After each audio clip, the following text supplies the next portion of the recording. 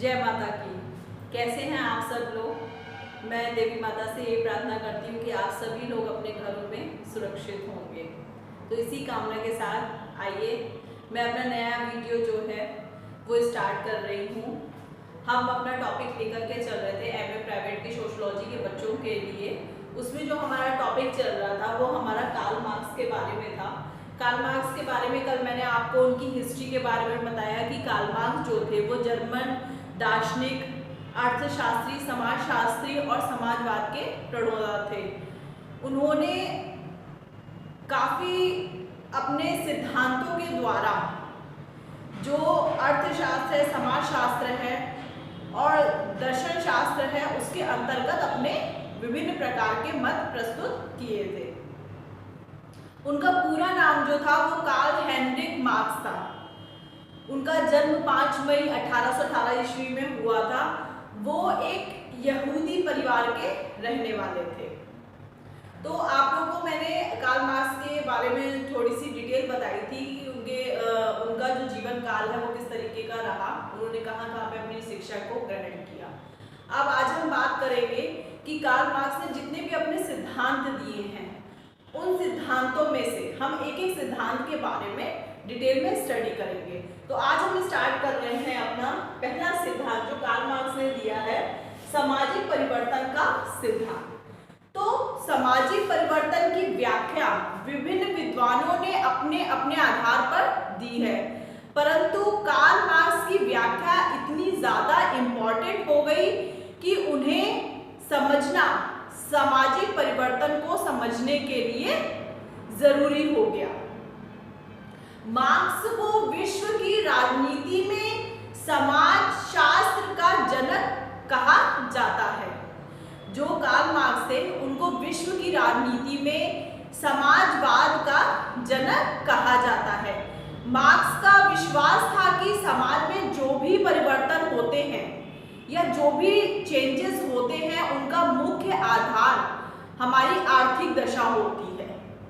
कि आर्थिक दशा जिस तरीके की, जिसके अनुसार जैसी जिस इंसान की आर्थिक दशा होगी उसी के अनुसार समाज के अंदर परिवर्तन होता रहेगा।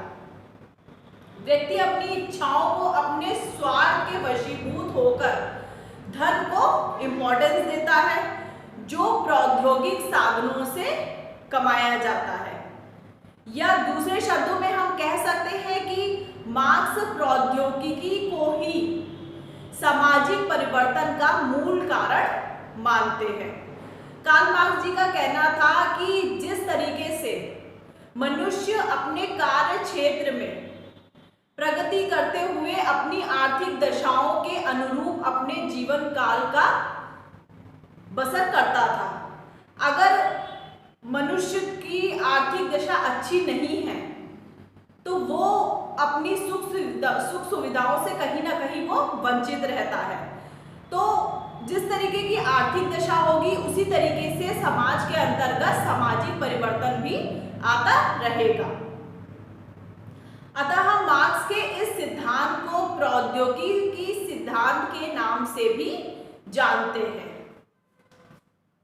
सामाजिक परिवर्तन का सिद्धांत जो कार्ल मार्क्स जी ने दिया था उसको हम प्रौद्योगिकी सिद्धांत के नाम से भी जानते हैं। तो अगर बाई चांस एग्जाम में आ जाता है कि प्रौद्योगिकी सिद्धांत क्या है तो आप लोगों को कंफ्यूज होने की जरूरत नहीं है। उसका मतलब सामाजिक परिवर्तन के सिद्धांत के अंतर्गत ही आता है। तो सामाजिक परिवर्तन के सिद्धांत को हम बोलते हैं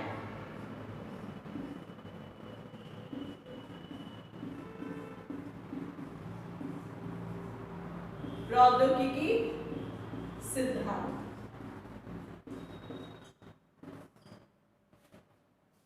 तो प्रौद्योगिकी सिद्धांत जो है वो सामाजिक परिवर्तन का सिद्धांत ही कहा जाता है। अगर आपके एग्जाम में आता है तो आप सामाजिक परिवर्तन के सिद्धांत के अंतर्गत आने वाली चीजें ही प्रौद्योगिकी सिद्धांत के अंतर्गत लिख देंगे।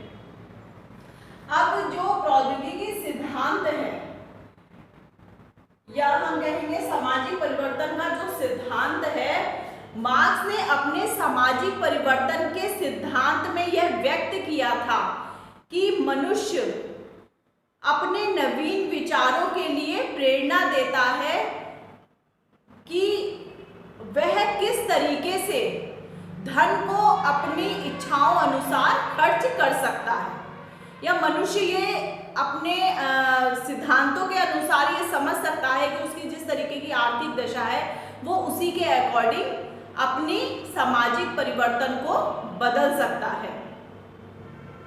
इसी प्रेरणा के परिणाम स्वरूप व्यक्ति अपने आविष्कारों को धीरे धीरे करके जन्म देता है। जिसके जैसी उसकी आर्थिक दशा होगी उसी के अनुसार उसकी लाइफ में चेंजेस आते जाएंगे और उसकी सहायता से ही अपने नवीन साधनों की खोज करने में भी मनुष्य जो है वो कहीं ना कहीं सफल रहता है। अब मार्क्स जो था वो प्रौद्योगिकी को कार्य करने की एक विधि स्वीकार करते हैं।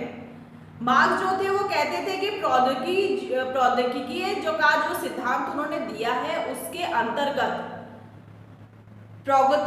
प्रौद्योगिकी मनुष्य के व्यवहार के ढंग तथा उत्पादन करने के अनुसार ही डेवलप होती है, जिसके द्वारा व्यक्ति जो है अपना जीवन बसर करता है और अपने परिवार का पालन पोषण करता है।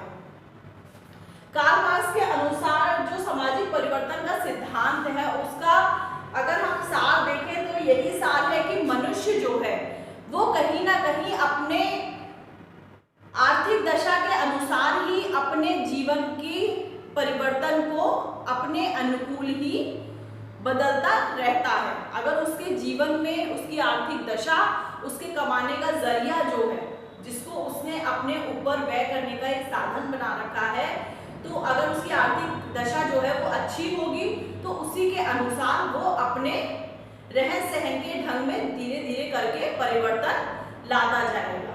फॉर एग्जाम्पल के लिए हम मान लेते हैं कि अगर कोई गरीब मनुष्य है, अगर उसके पास साइकिल है तो साइकिल वाला हमेशा ये सोचेगा कि मेरे पास स्कूटर या बाइक होती, बाइक या स्कूटर वाला ये सोचेगा कि काश मेरे पास कार होती। तो इस तरीके से धीरे धीरे करके जैसे जैसे मनुष्य की आर्थिक दशाएं जो है वो बदलती रहती हैं, उसी के अनुसार सामाजिक परिवर्तन भी होता रहता है। अब कार्ल मार्क्स का जो ये सामाजिक परिवर्तन का सिद्धांत है, इस सिद्धांत के अंतर्गत विभिन्न प्रकार के जो टॉपिक्स है, छोटे छोटे इन्हीं सामाजिक परिवर्तन को समझाने के लिए कार्ल मार्क्स जी ने इन टॉपिक्स को जो है वो शॉर्ट में डिवाइड कर दिया है। तो उन क्या कहते हैं शॉर्ट में डिवाइड हुए जो जितने भी आपके टॉपिक्स हैं उनके बारे में मैं आपको डीपली बताऊंगी। तो हमारा फर्स्ट टॉपिक जो होगा वो है दैनिक आवश्यकताएं आविष्कारों की जननी। फर्स्ट पॉइंट है हमारा जो सामाजिक परिवर्तन का हमारा सिद्धांत है उसके अंतर्गत हमारा फर्स्ट पॉइंट आता है। तो चलिए हम इसको ए पॉइंट ले लेते हैं। तो ए पॉइंट जो है हमारा वो है दैनिक आवश्यकताएं, दैनिक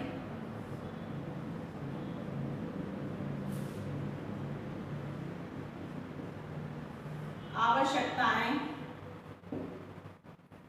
ये हम सामाजिक परिवर्तन के सिद्धांत के अंतर्गत जितने भी पॉइंट आते हैं उनके बारे में आपको बता रहे हैं। तो दैनिक आवश्यकताएं आविष्कारों की जननी।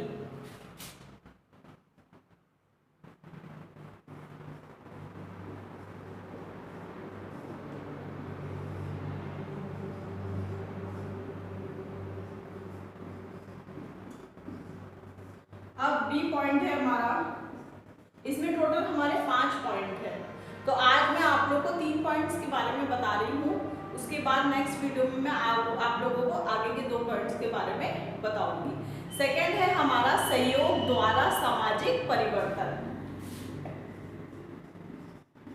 सहयोग द्वारा सामाजिक परिवर्तन।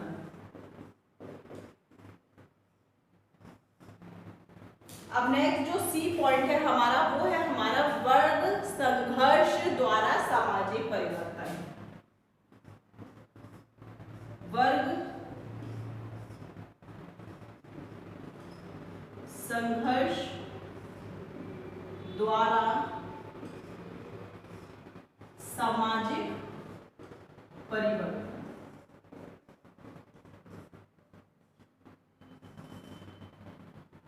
अब ये 3 पॉइंट मैंने आप लोग को बता दिए हैं।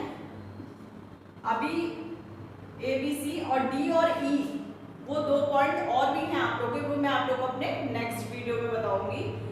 तो जो कार्ल मार्क्स जी थे, उन्होंने जो अपना वर्ग संघर्ष का सिद्धांत दिया, उसके अंतर्गत उन्होंने जो अपना सामाजिक परिवर्तन का सिद्धांत दिया, उसके अंतर्गत हम ए पॉइंट पढ़ेंगे दैनिक आवश्यकताएं आविष्कारों की जननी, बी है हमारा सहयोग द्वारा सामाजिक परिवर्तन, सी है हमारा वर्ग संघर्ष द्वारा सामाजिक परिवर्तन। तो इन्हीं तीनों पॉइंट्स को लेकर के आगे की मैं आप लोगों को जो इसका फर्स्ट पॉइंट है दैनिक आवश्यकताएं आविष्कारों की जननी, ये किस तरीके से कार्ल मार्क्स जी ने अपने परिवर्तन के सिद्धांत में इन चीजों को समझाते हुए बताया है। तो मैं अपने नेक्स्ट वीडियो में आप लोगों को ये फर्स्ट टॉपिक जो है इसका ये पढ़ाऊंगी। तब तक के लिए थैंक यू।